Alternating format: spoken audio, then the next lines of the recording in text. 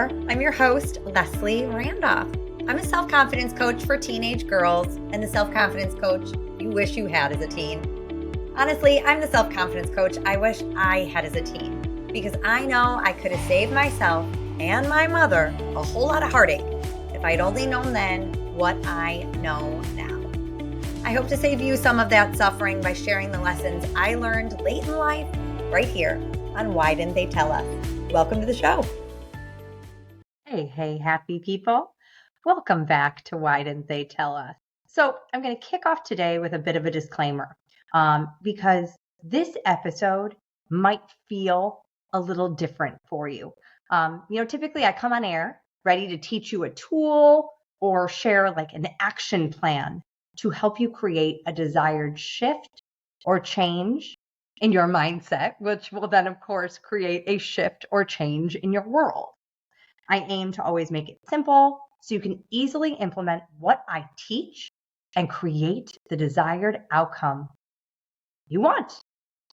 But today, instead, I'm sharing some rumination I've been doing, a conversation that I wanted to have with you and just share my insights, my takeaways, and hopefully you will take some inspiration into your world from it. I promise. So this has been on my mind for a while now. It was ever since the conversation I had with Sandy Thinnis weeks before her episode about mindset, makeup, and the meaning of true beauty. We were talking, and I don't remember honestly if this came up on air during the episode or if it was just in the personal conversations we had to prepare for it. And she mentioned how one of the first questions that she asks her coaching clients is, what do you want? And no sooner did the words leave her mouth, this is what I asked them, what do you want?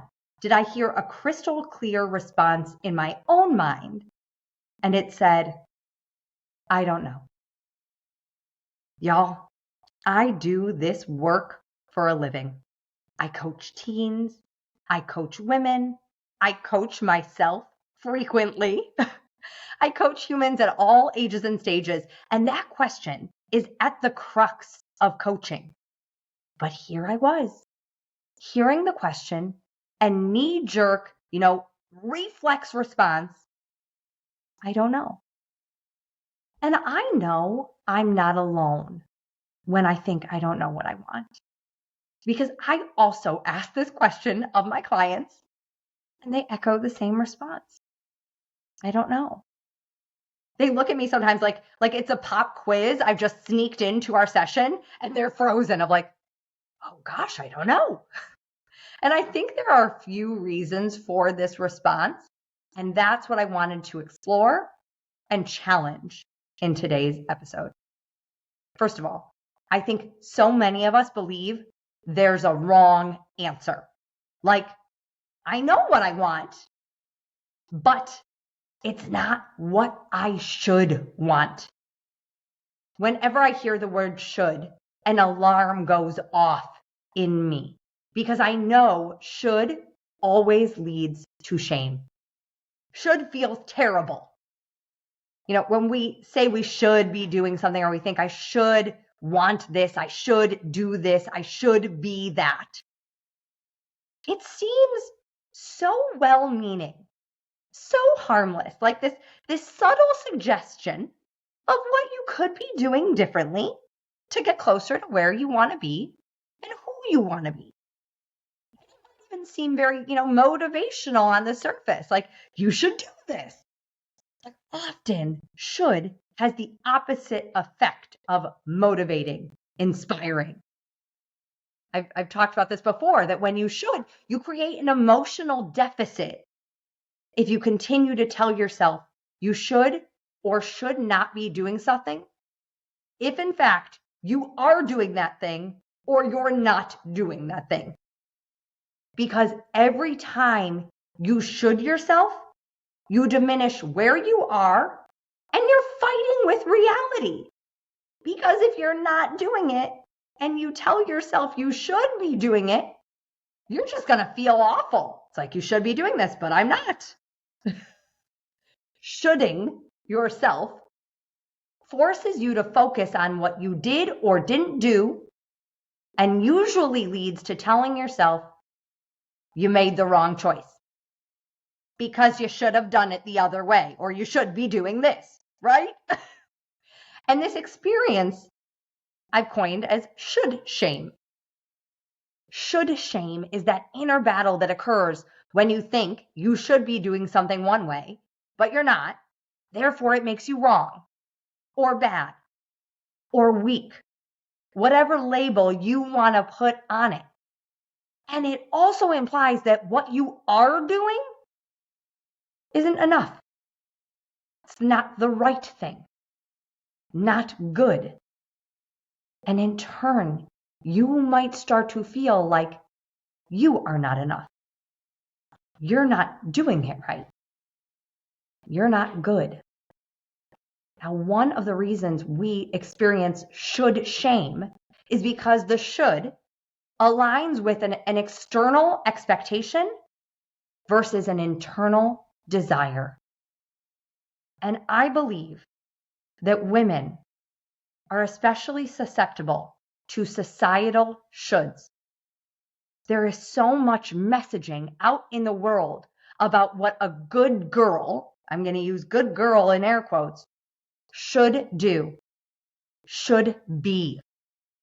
I often reference this US study that Brené Brown cites in Daring Greatly, where researchers found that the most important attributes associated with being feminine, aka being a woman, were being nice, pursuing a thin body ideal, showing modesty by not calling attention to one's talents or abilities, being domestic, caring for children, investing in romantic relationships, keeping sexual intimacy contained within one romantic relationship, and using our resources to invest in our appearance.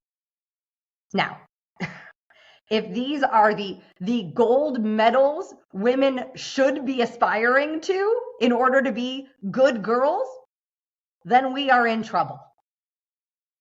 These standards do not make room for much, but certainly for going after goals, for chasing dreams, for taking bold and courageous action. This criteria sets us up to be people-pleasing, pretty, and thin caregivers.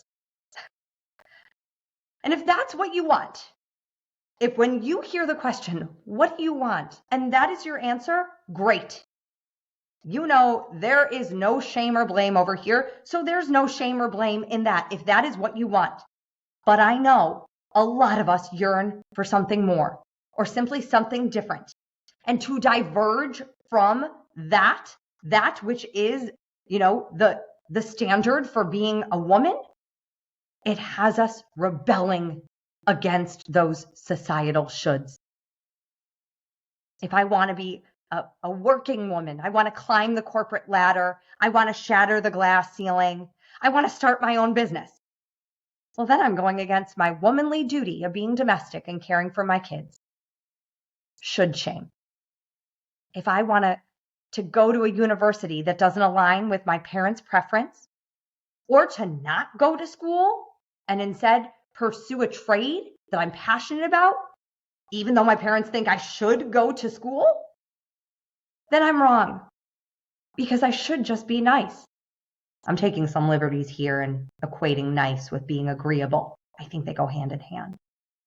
Well, if that's the path you choose to take, should shame. And if you agree with me that being nice is the same as being agreeable, then we often have to look outside of ourselves for validation that what we want is what others would want for us. They would agree with us. This has us abandoning ourselves, our dreams, our internal desires, our authentic response to, what do you want? It's no wonder we claim to not know what we want. We've been programmed to follow a path that isn't for us.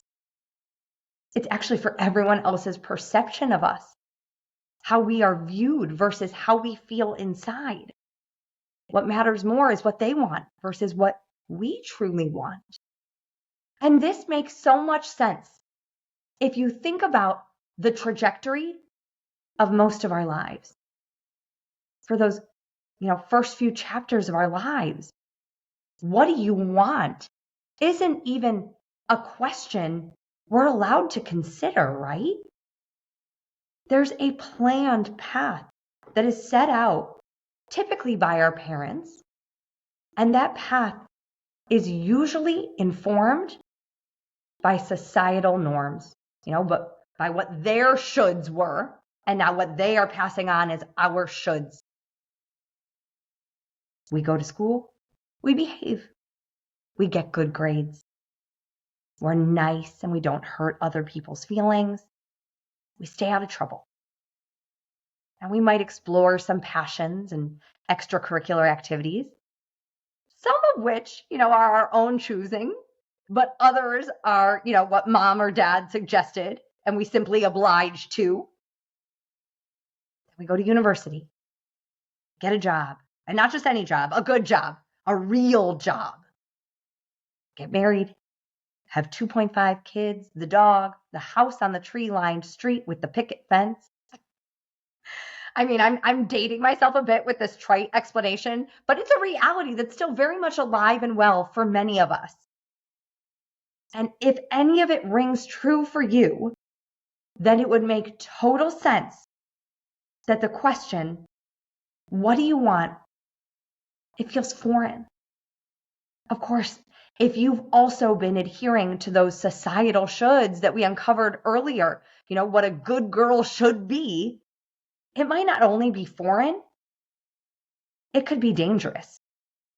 Because if your desires don't align with those, then what?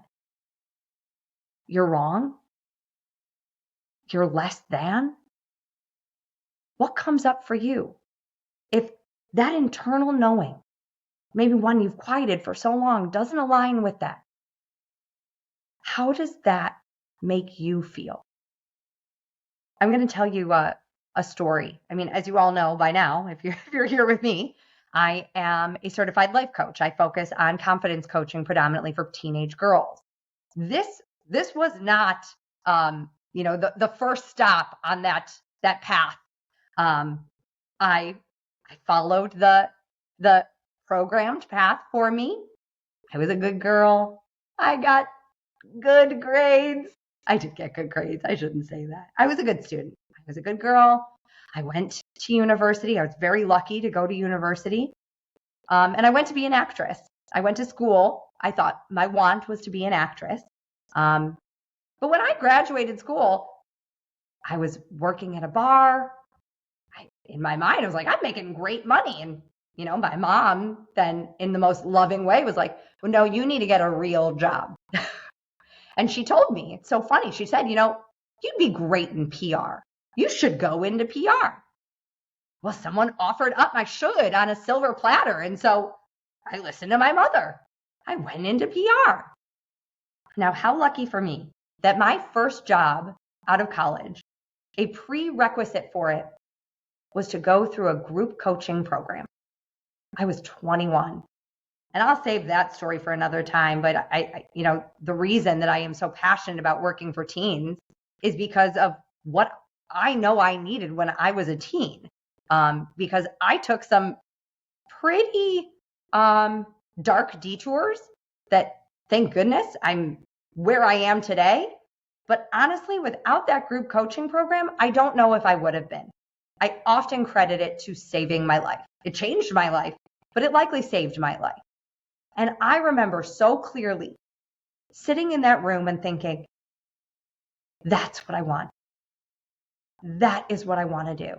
I saw the woman leading this program and I thought, this is what I meant to do. It combined everything, that theater background that I'd gone to school for, all of those psychology and sociology classes that I just kept piling on to my degree because I was so, fascinated by the human condition and what motivates people to do what they do. And no sooner did I hear that voice of, that's what you should do. That's what you want. Did I hear another voice come in that was like, you want to be a what? You want to be a coach? What's a coach? I mean, I had some strong opinions about it. And it was so informed by those societal shoulds. 20 plus years ago, who was a coach? I mean, other than this woman, obviously, who I just said changed my life. But no, that other voice that was so informed by what other people would have thought of me became the decision maker. That other voice was the one that then guided me to do and not do what against what I wanted, what I thought everyone else would want of me. So I stayed in marketing and PR, and I did great. I was really successful. I climbed my way up to the top of my agency. I was going to say I retired. I left the agency as a vice president when my family moved overseas. And for the first time in my life, when we moved overseas, I no longer had that prestigious job title as my identity. I didn't know how to define myself anymore. And I felt so lost. Like without being the VP of marketing and PR, who was I? And you know what I did? I hired a life coach. And as soon as I started working with her and I started, opening up my vision of what could be possible, I heard that voice again and thought, man, that's what I want. That's what I want to be doing. And I almost listened to it at that point in life, but, life happens. And we ended up moving back to the US from overseas. And what did I do? I got my kids settled and I made sure that, they were enrolled in school and our house was set up. I was checking my boxes on the societal shoulds of what a good girl does. So once everyone else was taken care of and I was willing to then reconsider, what do you want? Well, I only looked to what I knew I could do. We do that a lot, right? Rather than dreaming really big of what could be possible, we look to our past of what we have evidence that we're capable of. Well, when you look at my past, what I was capable of was being really good at marketing and PR. I had no evidence in my past that I'd be good at being a coach. It was just this desire, right? So I went back into marketing and PR. And to give you a sense of timeline, I started a job at a marketing and PR agency in February of 2020. A fun giggle moment. When I was interviewing at other agencies, one of the agencies they were doing this really revolutionary approach to work where the majority of their employees worked from home. It was this remote office.